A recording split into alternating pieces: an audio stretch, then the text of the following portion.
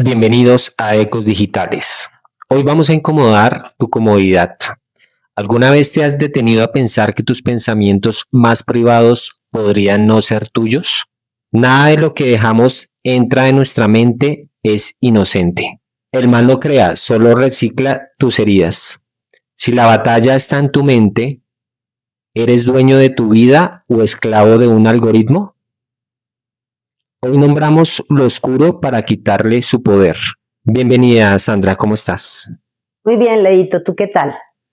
Muy contento de hacer parte de este segundo capítulo de Ecos Digitales. Sabemos que tenemos una historia increíble y que nos vas a contar un gran viaje por el cual también has tenido que vivir y has tenido que resurgir de las cenizas. Quiero que nos cuentes un poco de este gran proyecto y este gran libro que estás lanzando. Esto ya hace parte del capítulo 1. Dice, en medio de mi creciente desespero, miré hacia el techo de zinc para pedirle a Dios que me ayudara. Entonces, clavé mis ojos en uno de esos huequitos que se hacen en las tejas y que nunca logré explicarme cómo llegaron allí. Por el diminuto agujero entraba un rayo de luz y las partículas de polvo que siempre había imaginado que eran oro en el aire me hicieron pensar que a través de ese conducto una oración sería escuchada. Recé rápidamente y con empeño. Quiero ir al río, Dios. Ayúdame. Bajé la mirada justo a donde terminaba el rayito de luz para ver si quizás el zapato apareciera frente a mis ojos milagrosamente, pero no fue así. Tuve entonces la primera impresión en mi mente de un bisbiseo que me decía que Dios estaba muy ocupado con asuntos realmente importantes como para hacerse cargo de mi viejo zapato perdido. Apreté los dientes porque la impotencia y la ira aumentaban y el ruido de la convocatoria para ir al río también. Conversaciones con Satanás es un libro que se atreve a mirar de frente esas partes del alma donde se mezclan la culpa, la confusión, la fe y la necesidad de entender. Su lectura confronta, remueve, y aunque a veces su lenguaje puede parecer complejo, logra conectar con lo más vulnerable del ser humano, ese deseo de ser comprendido, perdonado y amado, incluso cuando sentimos que no lo merecemos. Conversaciones con Satanás es un recorrido espiritual que explora aquello que nos aleja de nuestra esencia divina. La obra nos invita a mirar el sufrimiento no como castigo, sino como una oportunidad de encuentro con Dios. En cada página se siente cómo la fe es una forma de sostener el alma cuando la razón ya no alcanza. Hablar de conversaciones con Satanás resulta más cotidiano de lo que parece, porque todos, en algún momento, hemos caído en esas trampas sutiles. Conversaciones con Satanás es una novela autobiográfica en la que se exponen muchas de las situaciones que hablamos en el primer capítulo, en el que sin reparo, sí con medida y con delicadeza, porque es justamente delicado lo que allí se trata, pero frontal, sin prevenciones. Y de hecho, el haberlo hecho de esta manera ha causado escozor en muchos. Pues el mismo título, ¿no? Conversaciones con Satanás. La tendencia del ser creado es a negar, es a ocultarse, es a tomar todo como subjetivo, justamente para no confrontar realidades que vivimos, que nos abordan a diario y que vemos en otros. Entonces, este libro lo que busca justamente es eso. Me expongo completamente, con minucia, con muchos detalles que algunos incluso me han preguntado ¿por qué tan abierto? ¿Por qué tan escueto? ¿Qué necesidad de eso? O sea, ya estás casada, tienes una niña. O sea, ¿había necesidad? Absolutamente. Había necesidad porque yo ondeo seguidamente la bandera de la transparencia, de la sinceridad, de el no tener cosas amañadas, el exponer las tinieblas que hay en nosotros. Fuerte esto que acabo de decir, pero cierto, todos tenemos tinieblas adentro y cuando las hablamos, la luz hace que ellas se disipen. Si el mal no es creativo, ¿por qué seguimos cayendo en sus mismos trucos de siempre? El mal no es creativo, claramente, pero es tremendamente estratégico. Hay una batalla, y es una batalla que no vemos, y es una batalla por nuestra alma. Como el alma no se ve, de hecho suena poético, ¿no? El alma no se ve, pero en el alma, en nuestros pensamientos, que terminan por producir emociones, que terminan por producir acciones, hay un campo, pero decoroso, entre comillas decoroso, para que el mal tenga lugar y para que se vuelva corpóreo. No es creativo, pero es persistente. Y esa batalla es una batalla que paradójicamente ya fue ganada, pero de la que nosotros no queremos recoger despojos ni botín, porque estamos asustados, porque pensamos que exponer el mal y las cosas que adentro nuestro, más allá de cualquier principio y de cualquier valor, sabemos por la conciencia que está mal, queremos tapar. Yo uso un ejemplo seguido y es que las cosas malas que nosotros pensamos, que insisto, terminan por hacerse emociones y esas emociones terminan por hacerse acciones, son algo así como la caquita del gato. El gato va y tapa la caquita, pero la tapa con arena. Y como uno no sabe dónde la tapó, va y se le para encima. Así son las cosas malas. En algún momento alguien se les va a parar encima. Entonces, el libro lo que ofrece es la oportunidad de hablar, de exponer, de buscar ayuda y de que ese mal definitivamente salga de nosotros para que no nos haga daño a quienes lo portamos y a los nuestros. ¿Qué contenido inofensivo estás dejando entrar hoy que está hackeando tu fe? Yo no le añadiría mucho más a esa pregunta que tú acabas de hacer. Considero, y espero no suene presumido, yo me invento aparatos que tengo un alertómetro que me dejan ver esas pequeñas cositas, pero hay otros que no. Entonces la pregunta, voy a tratar de acuñarla porque es muy profunda la que acabas de decir. ¿Qué contenido aparentemente inofensivo estás dejando entrar a tu mente que está ni siquiera afectando, arrasando con la fe? Es una pregunta para meditar en ello y no estamos hablando solo de contenidos inmorales, también, pero no solo de contenidos. ¿Qué voz sigues escuchando que te dice que no puedes, que no lo logras, que no eres suficiente, que no eres capaz, que no eres valiente y todos esos adjetivos que pudiéramos añadir y que van en contra de quien realmente eres tú?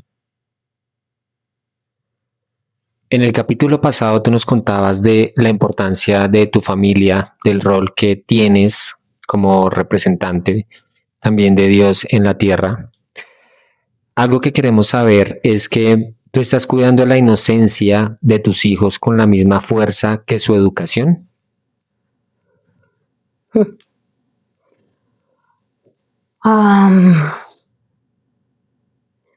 Cuando nosotros hagamos el ejercicio de ver todo tan global, hoy día, hay un término que se está acuñando mucho y es normalizar.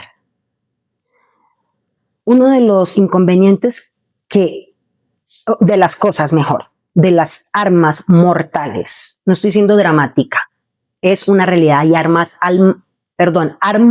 mortales contra la inocencia de los niños.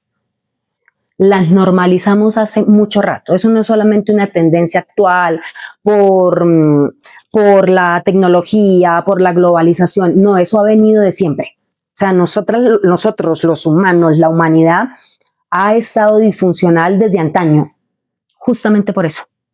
Porque no se prioriza la inocencia, la pureza, lo que viene con nosotros como diseño perfecto. Y cuando lo permitimos, como abanderados, como porteros de los niños, no solamente los padres en primera medida, pero como maestros, cuando nosotros permitimos cierto tipo de abusos contra ellos, estamos permitiendo que el mal venga de esa criatura pequeñita a formar realmente un portador de maldad cuando sea grande, llamado urgentísimo. Nuestros niños tienen algo que se llama pudor. Y no solamente se refiere al área sexual, pudor en todos los aspectos. Que nosotros podamos pedirle al Dios de la vida que nos revele cómo guardarlo. ¿Qué miedos en tus hijos son en realidad semillas que el enemigo pronto... ¿Qué miedos en tus hijos son en realidad semillas que el enemigo plantó en tu casa? Una de las semillas que entiendo que el enemigo, la tiniebla, Satanás es apenas un título, no es un nombre propio. Satanás, Lucifer, tiniebla, maldad, mal, de ahí en adelante los sinónimos que quieran añadirle. Una de las semillas que más procura es que nosotros crezcamos con deshonra hacia los padres, con deshonra hacia nosotros mismos. Hay un verso que voy a mencionar en este momento y es que tú no puedes amar a alguien si no te amas. Y la mayoría de nosotros crecemos no amándonos. ¿De dónde nace esa disfuncionalidad? De la deshonra, de no honrar lo que nos correspondió. De que a alguien porque nació morenito se le estigmatice desde pequeñito. A alguien porque nació con hoy día que hay tantos diagnósticos de orden comportamental, desde ahí nosotros empezamos a poner rótulos sobre las personas y a deshonrarlas. ¿Se puede sanar emocionalmente si ignoras por completo tu batalla espiritual? No, definitivamente no. Y se los dice alguien que tuvo la necesidad de ser precisamente consciente de esa batalla espiritual. Yo acudí a un buen número de herramientas porque me daba cuenta que había cosas en mi vida que no estaban bien. Pero que yo me dé cuenta que no esté bien es como cuando yo digo esta casa tan desordenada, pero no la ordeno. O sea, me di cuenta que está desordenado, pero si yo no tomo acción, el desorden va a seguir. Entonces no hay manera. No hay manera si no soy consciente de dos cosas. De que estamos involucrados en una batalla espiritual y que por ende no podemos percibir con nuestros sentidos físicos, sino que necesitamos apelar a los sentidos espirituales que solamente son desarrollados de manera correcta por el que nos creó, por el Dios que nos hizo a su imagen y semejanza. Dice que somos imagen suya y Dios es espíritu. O sea, nosotros somos espíritu. Entonces necesitamos esa conciencia de que hay un conflicto espiritual. Y la segunda, que podamos hablar de nuestros traumas para sanarlos. Totalmente cierto. Estamos en una guerra constante desde que nos levantamos hasta que nos acostamos. Dicen que nosotros recibimos más de 10.000 impactos publicitarios por día que afectan nuestra psicosis, afectan nuestra percepción y también afectan la forma en la que nos relacionamos con los demás. Me gustaría preguntarte, ¿por qué te es más fácil creerle a la voz que te acusa que a la voz que te ama? Fuimos formados así, Leito. Nosotros fuimos formados así. Nosotros pertenecemos a una cultura, me estoy refiriendo a Occidente, en la que se subestima todo lo relativo al área espiritual. No así la de Oriente. La de Oriente tiene otras connotaciones, pero para responder a tu pregunta, base de la respuesta justamente es esta. Nosotros crecemos pensando que somos un cuerpito y que tenemos alma. De hecho, cuando tenemos inconvenientes emocionales, acudimos, y aquí no estoy de ninguna manera minimizando la ayuda psicológica y psiquiátrica, yo la recibí, de hecho, y la he recibido y la sigo recibiendo. Yo sigo buscando ayuda, porque hay cosas en las que todavía patino, trastabilleo. Entonces, no crecemos con esa conciencia porque no nos forman con esa conciencia. Y es necesario que los padres, los maestros, los que somos mentores de alguna manera para con los niños, sepamos y aceptemos esta verdad. Hay un mundo espiritual. No estoy hablando de espiritismo. No estoy hablando de espiritismo, eso es otro asunto, es otra línea. Estoy hablando de que nosotros somos cuerpo, alma, al alma la alcanza a ayudar el psicólogo. ¿Y el espíritu? Pensamos que somos espirituales porque vamos a una reunión el fin de semana. No, yo tengo un amigo que ha hecho un muy buen chiste y es, no creas que tú te vas a convertir en hamburguesa por entrar a McDonald's. Así funciona con la vida espiritual. No porque acudes a un lugar ya eres espiritual. No. Necesitamos que aquel que es espíritu, que es Dios, nos enseñe de estas verdades. Y hoy día, con tanta tecnología y el momento de la historia en el que nos encontramos, no hay pretexto para decir, a mí nadie me dijo. ¿Por qué? Porque si vemos las cosas malas, ¿han visto películas de terror? ¿Se asustan? Ah, ¿y por qué? No, la escena está muy bien hecha. No, les quiero contar que yo estudié arte escénico, producción de televisión, de cine y televisión, y les quiero contar que se hace y se hace con entendimiento. Y que detrás de esas escenas en las que nos paniqueamos, en las que nos ponemos incluso tan emotivos, escenas que nos generan la lágrima, hay quien la esté condicionando. Hay presencia espiritual. Totalmente cierto. Siempre estamos recibiendo ese tipo de información, ya sea consciente o inconscientemente. Es algo que nos consume en nuestro diario vivir. Me gustaría que también nos contaras, ¿sanar es olvidar el pasado o reconciliarte con tus sombras frente a Dios? Sanar es hablar. Sanar es que va a quedar una cicatriz. A muchos nos han hecho intervenciones o nos hemos caído. Creo que todos tenemos una cicatriz de, no, y esto fue una vez que yo no le hice caso a mi mamá y me fui, me enredé o me caí, me quedó esto. En fin, todos tenemos algo por mostrar. ¿Olvidas el suceso?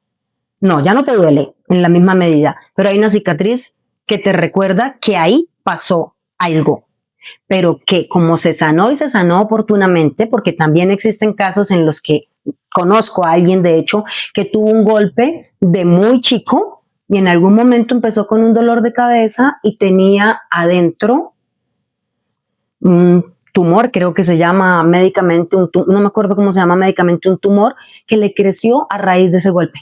Porque cuando el golpe se presentó, aquí no pasó nada. Y no, sí queda una secuela. Hay que sanarlo, hay que tratarlo. Quizás ya pasaron 10, 20, 30, 40 años. No, no es olvidar. Inevitablemente no es olvidar. De hecho, una de las estrategias del infierno es llevarnos a olvidar para que no podamos sanar. Yo, ¿por qué me porto como me porto? Pero yo, ¿por qué tengo esa tendencia de que si hay ruido? A mí me pasa, de hecho, y ya descubrí de dónde venía. Esa tendencia de que si hay ruido, por ejemplo, en la mesa, se desespera de que alguien toque, por ejemplo, el asiento y haga el ruidito. No recuerdo el término hoy día, cómo se llama a esa fobia, le llaman una fobia. Yo no sabía de dónde venía, hasta que recordé que en algún momento un miembro, un pariente de mi familia que me hizo daño en mi infancia, cuando se tomaba los líquidos, hacía sonar esto. Y ese sonido, ¿cómo lo descubrí? Preguntándole, Dios, ¿de dónde viene esto? No más a ese eslogan de yo soy así y qué. Miren, nos quedamos chiquitos, nos quedamos pequeñitos y no alcanzamos a desarrollar todo el depósito que hay en nosotros cuando tenemos esa manera de pensar. Todos podemos ser transformados, todos, absolutamente todos podemos sanar, incluso sin haber olvidado. Totalmente cierto. Me gustaría saber qué opinas sobre, ¿es el dolor un castigo o la última oportunidad para encontrarte con tu creador? El dolor es tal vez la más grande oportunidad de avanzar y de encontrarnos con el plan para el que fuimos creados. No es agradable, no es agradable. Ningún tipo de dolor es agradable. Ninguno. Creo que hablan de los masoquistas, ¿no? Que tienden a, pero incluso ellos están a través del dolor procurando sanar algo. El dolor siempre va a ser una puerta, una oportunidad para darnos cuenta que algo no funcionó, no está funcionando y por ende en adelante tampoco va a funcionar, pero que podemos usarlo para, tú tienes un término, Leito, para resurgir de la ceniza, para resucitar, y no estoy apelando a dichos o a refranes poéticos, no, estamos muertos en muchas áreas de nuestra vida y hay oportunidad para resucitar, aún del dolor más severo que hayamos podido experimentar.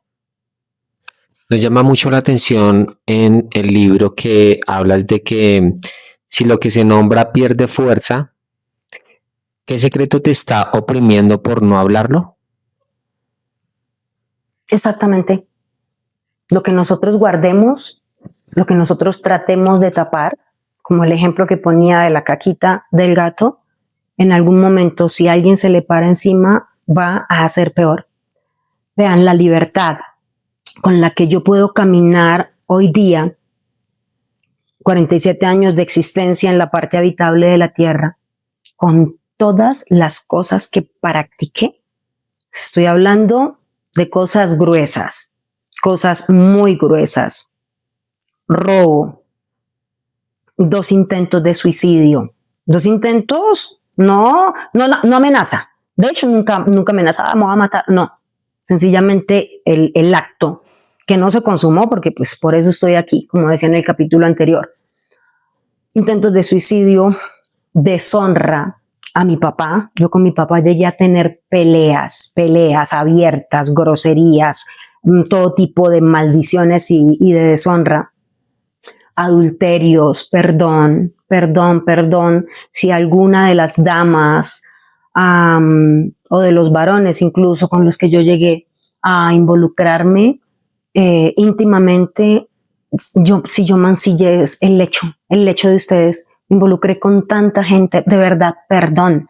Cosas gruesas viví, borracheras, hasta terminar, levantarme al otro día y mirar con quién amanecí.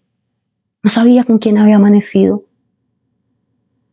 Tantas cosas tan caídas, tan, no sé si decir vergonzosas, en el sentido, en el contexto del que estamos hablando, y el haberlas expuesto trajeron sanidad a mi vida. No estoy diciendo que agarremos el muro ahora de Facebook, no, cada cosa se hace con entendimiento, se hace con sabiduría, pero eso definitivamente lo que trae, lo que arroja es libertad. Personas que me conocieron y que seguramente están escuchando este podcast pueden hacer memoria, y hay muchas incluso que en algún momento alguien, hola Sandrita, estamos hablando, usted se acuerda el día que, Dios mío, digo, perdón, no sabía quién era. Ya hoy día sí sé quién soy y por eso me expongo sin reparo, me expongo. Totalmente cierto. Las redes sociales y todo el entorno digital nos consumen constantemente, determinan en cierta forma lo que nosotros somos. ¿Tú piensas que uno es dueño de sus pensamientos o solo repite lo que otros sembraron en uno? Somos dueños, somos administradores de nuestros pensamientos, pero cuando no sabemos cómo serlo, como un niño que está aprendiendo a jugar fútbol, uno lo ve y es graciosísimo, se le para encima la pelota, tira la patadita y no caza al balón. Así somos nosotros, podemos llegar a ser tremendos futbolistas. Está en nosotros, está en nuestro ADN, el ser administradores de nuestros pensamientos, haciendo el paralelo con el ejemplo que estoy poniendo. Pero como no lo sabemos hacer, nos volvemos el aeropuerto, por decirlo de alguna manera, de los pensamientos de otros que están influenciados por alguien más y que no precisamente es Dios. Muchas veces la religión es un tabú, son temas de conversación que personas no tocan porque generan debate, polémica, silencios. Cuéntanos un poco qué opinas del cielo y del infierno. ¿Realmente existen? ¿No existen? ¿Es un mito? ¿Es falso? ¿Son teorías? ¿Filosofía? ¿Qué opinas de eso? Recuerdo una frase de alguien que se llama John Muratori. Estuve en un conversatorio, digamos, con él. Y él mencionaba lo siguiente. Él decía, mencionó un verso bíblico y decía, Génesis 1, 26 al 28, nos muestra cómo Dios nos pone sobre toda la creación. Nos pone sobre los animales, sobre las aguas, para que gobernemos, para que administremos, lo decía hace un momento. Pero nosotros, los hombres, mujeres me estoy refiriendo, no lo hemos querido hacer porque estamos muy ocupados de algo, y es gobernar sobre el otro. Miren, a mí eso me hizo clic hace unos años atrás y dije, es verdad. O sea, ni yo ejerzo dominio sobre mí para poder gobernar sobre otro. Parto de esto para responder a lo que me dices, Leito. El problema de las religiones y de todo lo que tenga credo implícito es que ha estado gobernado por hombres que quieren manipular a otros hombres para que ellos terminen haciendo su voluntad, aun cuando saben que son herramientas del Señor para enseñar a otros. Y me estoy refiriendo a enseñar los principios bíblicos, que es el texto que nosotros tenemos a la mano para conocer a Dios. Y mientras eso sigue pasando, el estigma va a ser cada vez más grande. Religión, huya. Como el zorrillo apestoso, cuando aparecía la gatica y el zorrillo la perseguía y la gatica ¡min! Y uno queriendo hablar de la verdad de Dios y otro corra como la gata porque uy, ahí viene ese zorrillo apestoso, esa gente quiere robar, tirin, tin, tin, tin, tin. Y sí, no todos quizás, no todos, pero sí un grueso. Entonces, esa repelencia de religión igual a espiritualidad, porque resulta siendo, o sea, el término religión no vamos a decir, de hecho lo he escuchado mucho, es que Dios no quiere religión, Él quiere relación. No, Dios sí quiere religión. Hay un texto bíblico en el libro de Santiago, en algunas traducciones se menciona como Jacobo, en el que dice, la verdadera religión es esta, que ayudes a las viudas, que ayudes a los pobres, que ames al extranjero y que te prives de todo tipo de inmoralidad. Entonces sí es religión. Sí, pero esa es demasiado difícil de practicar. Entonces volvemos de la religión todo un sistema para poder manipular a otros. Yo, en lo personal, no tengo intención de manipular a ninguno porque fui tremendamente manipuladora y por ende, que esto es una llave en mi vida, yo le reclamaba mucho a Dios a mí por qué tendían a manipularme. Hasta que Dios me responde lo siguiente, te manipulan porque eres manipuladora, porque todo se junta debajo del cielo según su especie. ¡Auch! Fue un sopapo para mí, pero me llevó a darme cuenta que sí, que cuando a mí me manipulan es porque yo tiendo a la manipulación. Entonces, cielo, si lo buscamos desde la etimología de las palabras, y de hecho hice el ejercicio porque con Leito yo me espero las mejores preguntas. Cielo significa lo que está más alto. Infierno es infra, lo que está más bajo. O sea, ahí no encontramos terminología eclesial religiosa en nada. Pensando lo de ahí nada más, yo pregunto, ¿tú quisieras conocer lo que está más alto y tener una perspectiva verdadera? Porque incluso los que subimos aquí a las montañas de Bogotá y miramos una Bogotá completamente diferente a la que vemos aquí caótica. Uno viendo desde un mirador alto en Bogotá, ¡ay, tan linda mi ciudad! Esté usted en la 30, en un trancón, a ver si le parece linda la ciudad. No porque está abajo. Yo quiero lo encumbrado. Cielo significa aguas limpias. Infierno significa subterráneo, oscuro. Sin meterle religión al asunto, yo quiero lo limpio. Yo lo anhelo, porque lo bajo generalmente daña. Lo que se oculta, lo que huele mal, lo que no tiene luz. No necesitamos hacer un gran estudio para darnos cuenta que siempre va a ser mejor lo otro. Y allí en el cielo está el Dios que nos ama. Y en el infierno, el enemigo de nuestras almas. Resulta que estamos en una época de transición, de guerras, de ataques, de donde dicen muchas personas que estamos como en los últimos tiempos, porque nación contra nación se están enfrentando, porque están apareciendo personas o representantes de la iglesia que generan millones de seguidores. ¿Tú qué opinas de lo que está pasando en este momento? De lo que se está levantando en el mundo espiritual, y qué mensaje les das a los jóvenes para que estén pendientes, o a las personas que están escuchando este podcast, porque también estamos en un tiempo de incertidumbre, no sabemos qué vaya a pasar, qué les podemos dejar a ellos como ese mensaje o ese eco para que reflexionen de lo que va a venir. Leito, yo soy una convencida de que las transiciones han estado siempre, solo que hoy día nos enteramos porque los medios de comunicación, o sea, nosotros estamos acá con esta tecnología en este podcast y fácil pestañamos y después la tecnología es mayor en cuestión de un año. Entonces, ha avanzado la ciencia de maneras no imaginadas, sí, hay un aumento de avance, ciertamente, pero siempre hemos estado en transición, solo que hoy día lo conocemos.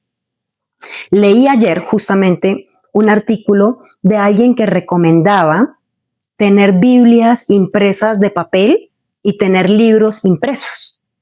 El caso de que incluso libros que están digitalizados ya están alterados y Biblias digitales que ya están alteradas. Entonces, nosotros hemos estado dormidos, muchos de nosotros, y hay un llamado a despiértate, tú que duermes, para que te alumbre Dios. Para que te alumbre Dios. Entonces uno dice, no, pero yo puedo estar despierto a las 7 de la mañana y a esa hora ya hay luz. No, estamos hablando de cosas más profundas. Y a mí me gusta mucho leer, insisto. Entonces yo leo los nombres de los locales, yo leo hasta los componentes del champú que me voy a poner sobre mi cabeza. Y leí en ese tablerito un local muy bonito y decía, no lo olvides, eres suficiente. Suena lindo. No es verdad. Nosotros fuimos creados, hechos, personas de comunidad. De hecho, tú usas ese término mucho, la comunidad. Me gusta mucho.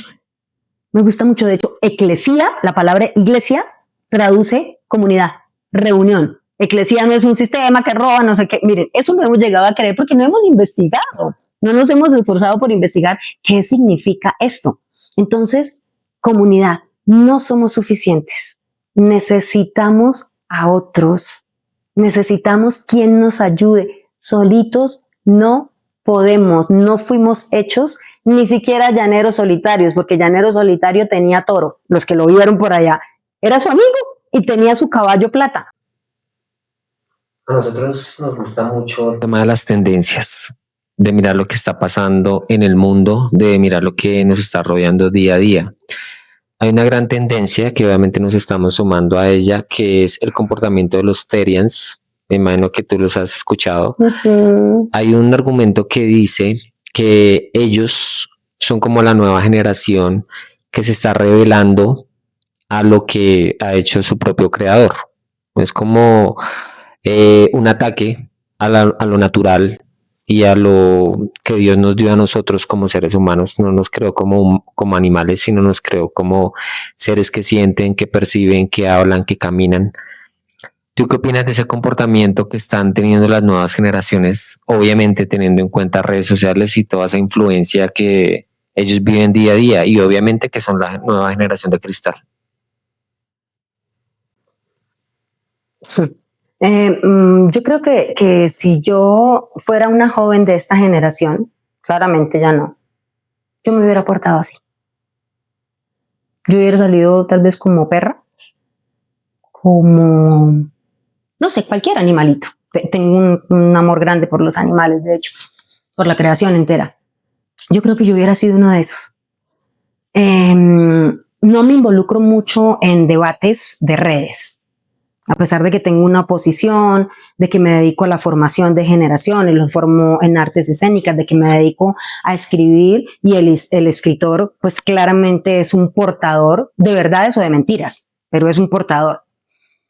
Pero Pero cuando escuché de esto hace semanas atrás, hice un ejercicio que suelo y es ver, no opinar.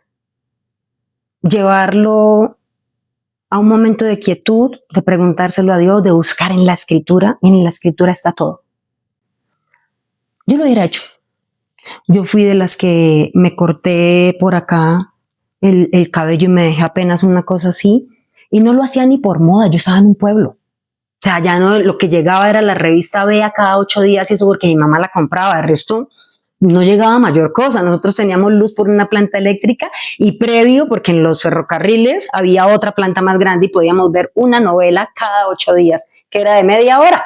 Entonces yo no tenía la mayor cantidad de influencia, pero tuve algo que está en estos niños, en estos jovencitos, a quienes están hoy día inmiscuidos en esta expresión.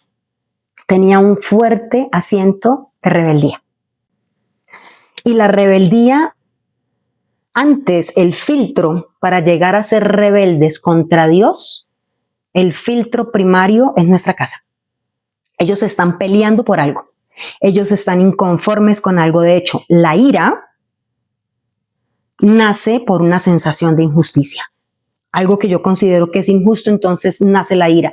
Y la ira me lleva, cuando no está manejada, me lleva a la rebeldía, a querer pelear por un derecho. Están los terians, pero también está el feminismo, pero también está el machismo, porque yo me tengo que defender, porque yo tengo que hacerme lugar, porque yo necesito que me vean. Entonces es una forma de expresar algo con lo que ellos están inconformes. El libro de Efesios habla de estas tendencias con la palabra como tal, y a mí me agrada mucho darme cuenta, por ejemplo, que palabras escriturales bíblicas como tendencia, como sígueme, se lo voy a decir en mi inglés, what, que es una forma de decir yo what, sígueme, la misma palabra que usaba Jesús. O sea, estoy tratando de ser el líder de muchos para poder, de nuevo, dominar sobre ellos cuando no domino ni las ganas de ir al baño, cuando el perrito incluso me domina a mí. Y no lo digo criticando, lo digo que en la casa una de las razones por las que hoy día no tenemos mascota, no solamente porque tenemos una empresa dentro de casa, sino es porque lo hablábamos con mi esposo y decíamos, fue más chica, los perritos nos dan 3 vueltas. Nosotros no dominamos sobre un perrito, pero queremos dominar sobre el otro. Y eso está pasando con los jóvenes, es una manera de expresión. Seguramente Terians, no he estudiado sobre el tema, pero Terians, o en 3 meses Turians, y en 3 años Curingus, o la palabra que sea, se va a terminar acuñando como una manera de rebeldía. Muchas personas hoy día completamente tatuados por rebeldía, porque quiero buscar aceptación, aprobación, vestidos de determinadas maneras, tantas cosas que vemos hoy día precisamente en ese término, amparados por ese término de tendencia, tantas y tantas. ¿Saben qué es? Rebeldía. Estamos peleando contra algo o contra alguien y nos unimos a una manera, como cuando la moda eran, hoy día también, las marchas que se hacen en las calles, que salimos a alegar. ¿Con qué? Con carteles. Ellos no se ponen carteles, se ponen pelos. Pero es una manera de decir, necesito un lugar, necesito ser visto, necesito ser aprobado, tengo dolor en mi corazón, ven y lo sanamos. No, no me toques, que tú no sabes lo que me ha pasado. No, no sé lo que te ha pasado, pero el llamado es, se puede sanar. Yo lo he hecho y sigo en ese proceso de libertad. Yo amo a los terians, a las personas que veo en la calle ebrias, al que veo drogado, a la niña que se prostituye, porque yo he sido eso de otras maneras. Definitivamente es un podcast que nos hace reflexionar de muchas cosas, de cómo el enemigo nos ataca por todos los medios, por palabra, por medios de comunicación, por gestos, por acciones, por tendencias, por consumo. Hoy en día no es un tabú de que se están generando muchos escándalos en los medios de comunicación, todo el tema de sumisión, de acoso, de persecución hacia la mujer. Tu postura como escritora y como una persona que conoce mucho de estos términos y que tuviste una relación directa con la comunicación, ¿qué opinas de lo que está pasando actualmente con ese tipo de vulnerabilidades? término que hoy día se usa mucho en medio de todo este tema del acoso sexual y es viejo verde, porque tiene determinada edad. Pero hay jóvenes verdes, hay niños verdes, hay mujeres verdes, verdes en el contexto, ¿no? De decir morboso. Las personas que hayan podido estar acosando, perdón, no fue que un día se despertaron y dijeron, ay, voy a acosar. Ay, voy a llegar hoy a mi trabajo y voy a buscar a ver a quién acosar. No, esas heridas vienen de atrás. No sabemos si hay abusos detrás de esas personas. Faltantes, hace un rato hablábamos con Leo y yo le decía que a nosotros se nos habla mucho de faltantes, es que le faltó papá, es que le faltó dinero, es que le faltaron oportunidades, pero ¿y los que tuvimos sobrantes? Un niño de, no sé, 4 o 5 añitos, al que le dicen, uy, mire cómo mira la muchacha, ¿no? ¿Esa es su novia? Eso es acoso sexual. Es acoso sexual. Nada que hacer. ¿Por qué? Porque el niño no tiene por qué estar hablando de eso y seguramente uno de estos niños es uno de los acosadores de hoy día. ¿Cuántos de nosotros, caso personal, fuimos expuestos a pornografía desde pequeños?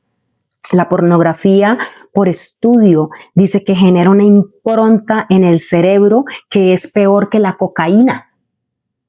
O sea, que tienen que estar viendo cuerpo desnudo. Pero si yo sé que soy una lombricita y me voy a meter en un gallinero, porque esto que está pasando es un secreto a voces. Es un secreto a voces. Hoy día se hizo público que hay acoso, no solamente en los medios de comunicación y pertenece a ellos. En todo lugar hay acoso.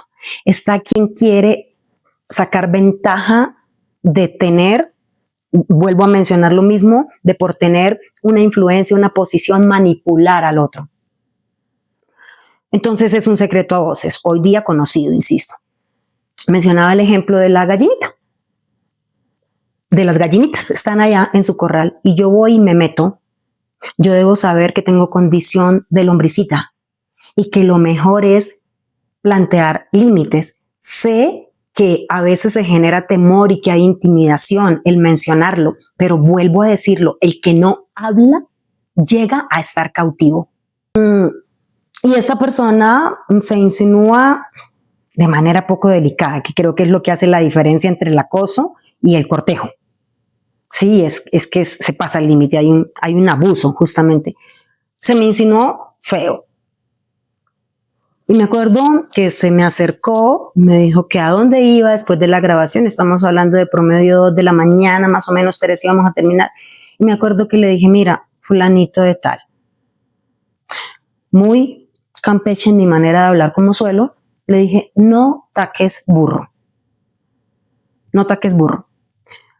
Este personaje que yo estoy grabando, incluso era un personaje así de chiquito y ha ido creciendo.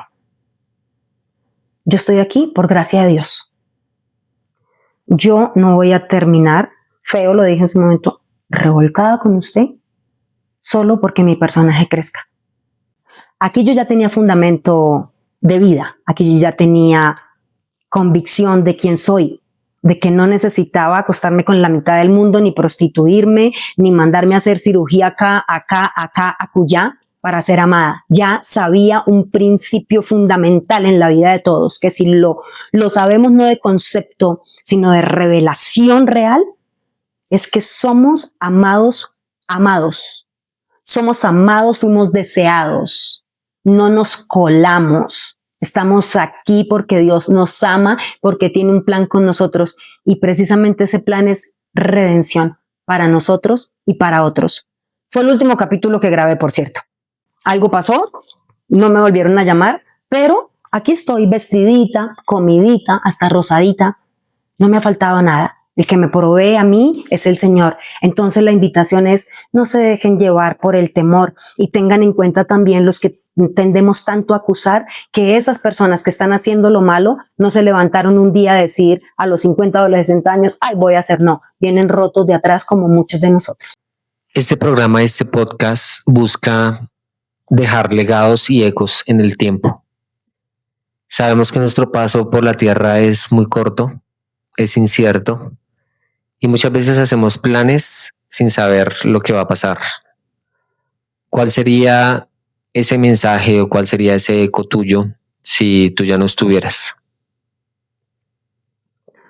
Cuando me disponía a venir a esta grabación, Leito, busqué qué es eco, qué significa la palabra eco. Dice que es una voz que queda y que causa resonancia. Y pensaba en las resonancias magnéticas. O sea, cuando leí el concepto, porque hace poco me hicieron algunas. Y a mí me han parecido las resonancias tan curiosas de todos los exámenes, porque es una cantidad de sonidos que después te dicen, tienes una espina en la rodilla que nunca te sacaron. Yo aquí poniendo ejemplos bien pueblerinos, porque de espina, una espina de un árbol. Me quedé pensando en eso, resonancia, algo que revela. El sonido revela. Y dices tú en tu eslogan de Ecos Digitales que para que se escuche ese sonido claramente hay que apagar el ruido. ¿Qué buscaría Sandrita Ariza con esta pregunta que me estás haciendo? Que se despierten los valientes, que no le temen a hablar, no exponerse y avergonzarse públicamente, sino que hayan personas que dicen, yo tengo este guardado, sino porque lo sabemos, sabemos que no hay algo correcto, que nos atrevamos a hablar y que esta impronta de valentía sea para todos. Hay personas ocultando 2 y más relaciones. Hay personas tomando una porción que no les corresponde. Y no solamente en ámbitos, y hoy día que estamos tan cercanos o que estamos en el contexto de elecciones, no solamente los políticos. Miren, yo hago una invitación que me hago cada día y es, no hablo de nada que está dentro mío, porque se me devuelve mi juicio como un boomerang. Yo quizás no tengo acceso a las grandes arcas económicas del país, pero cuando yo en casa, en la empresa que les mencionaba, hago la arepa más pequeñita y me estoy quedando con 2 y 3 gramos, eso es robo también. Entonces, sí, las redes sociales se crearon para debate, para opinar, pero que no se nos prenda el opinómetro cuando lo que estamos opinando está adentro mío, porque se nos va a devolver. Entonces, que esta resonancia sea para hacer un silencio, guardar silencio y pedirle al Señor, que es el que tiene el mejor dispositivo, cámara, aparato, no sé cómo se llama, donde se hacen las resonancias, para que entremos y cuando salgamos le demos permiso de decir, esto hay que hablarlo, esto hay que confesarlo, para que otros valientes se atrevan a hacerlo también. Y escuchen esto, no nos está diciendo, esto hay que hablarlo, lo que está haciendo la vecina. Ni esto hay que decirlo, lo que me parece mal de mi esposo o de mi mamá. No es que yo oí un podcast y Sandrita Ariza dijo que había que hablar, entonces yo sí le tengo que cantar la tabla. Como dice mi sobrino chiquitín, ño, ño, ño, ño, ño. Es aquí, adentro. ¿Qué ruido hay adentro para que podamos hablar de él y sanar, que quede esa resonancia en este capítulo? Muy interesante lo que nos cuentas y muy reflexivo. Sabemos que eres una apasionada por la lectura, por dejar mensajes. Quiero que le des una invitación muy especial a todos aquellos jóvenes que por estar sumergidos en redes sociales olvidan la importancia de la lectura, porque dicen por estadísticas que los colombianos leen entre 1 a 3 libros por año, si no es que exagero mucho. Pero para que tú los invites a que primero lean tu libro, segundo que lo tomen como un hábito, que no es porque no tengo nada que hacer, y que lo puedan aplicar en sus vidas, pues para dejar realmente una nueva generación que aporte al mundo y no solamente a sus conveniencias? Hace unas semanitas hicimos un videito con mi chiquita y el videito era justamente a incentivar la lectura. Entonces yo decía en el video, algunos de ustedes seguramente lo han visto. Dicen las estadísticas, decía yo en el video, dicen las estadísticas y mi muchachita aquí al lado y el papá allá al frente grabando, que decía mi hija, Islandia, el 90% del comercio es venta de libros, porque se regalan libros todo el tiempo. Pero, carita, y decía mi hija, triste, porque en Colombia ni el 1%. Miren, regalen perfumes, zapatos, de todo, y si me los van a regalar a mí, bienvenidísimos. Pero no nos olvidemos que hay regalos que a pesar de que son materia, realmente son más sustancia. Y un libro es uno de ellos. Conversaciones con Satanás, es mi último libro. Y yo podría invitarlos a adquirirlo. Está en Amazon, de hecho está traducido al inglés ya. Porque alguien nos dijo, el resto del pueblo que no sea latino, tiene derecho a recibir este material. Y entonces hicimos la tarea con el traductor, con Phillips Stephens, de traducirlo. Está ya disponible. Está en Amazon. Nosotros a nivel Colombia lo distribuimos de manera física. Entonces esto parece un comercial. Y ciertamente.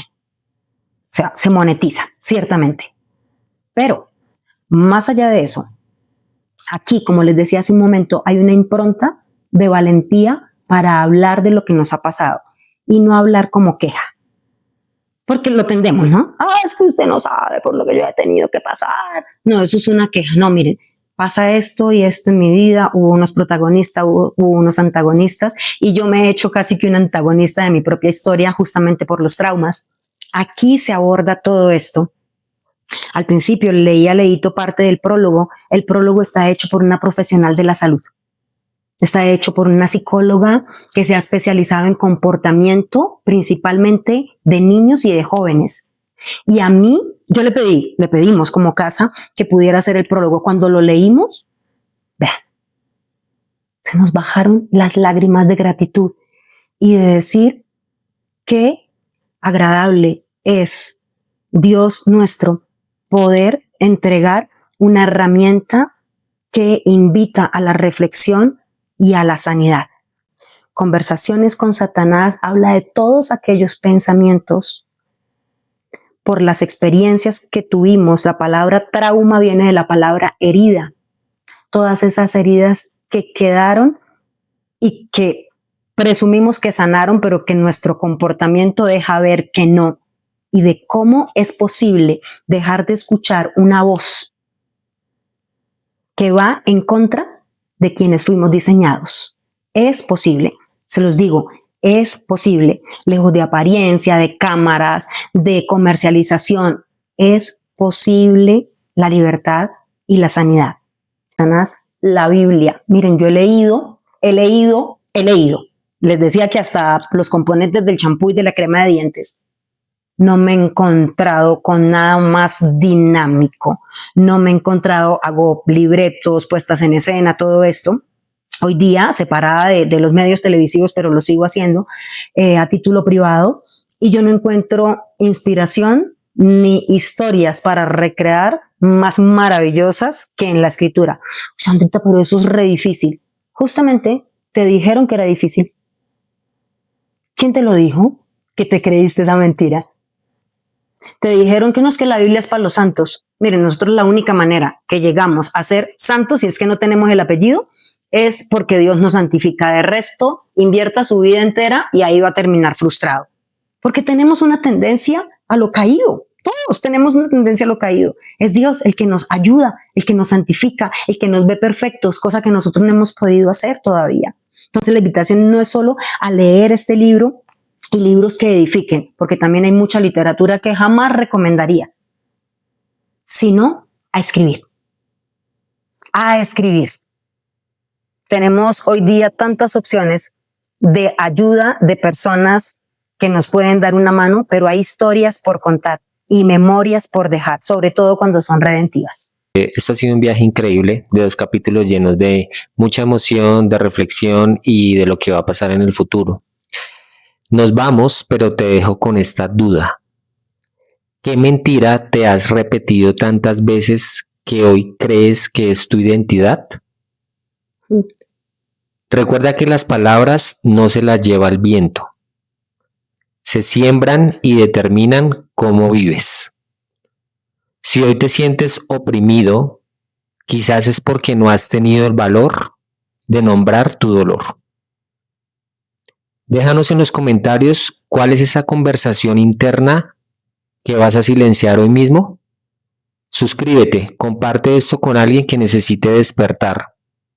Y nos vemos en el próximo eco. Si te atreves a seguir escuchando, esto fue Ecos Digitales. Chao, chao. Bueno, comunidad y seguidores de nuestro podcast.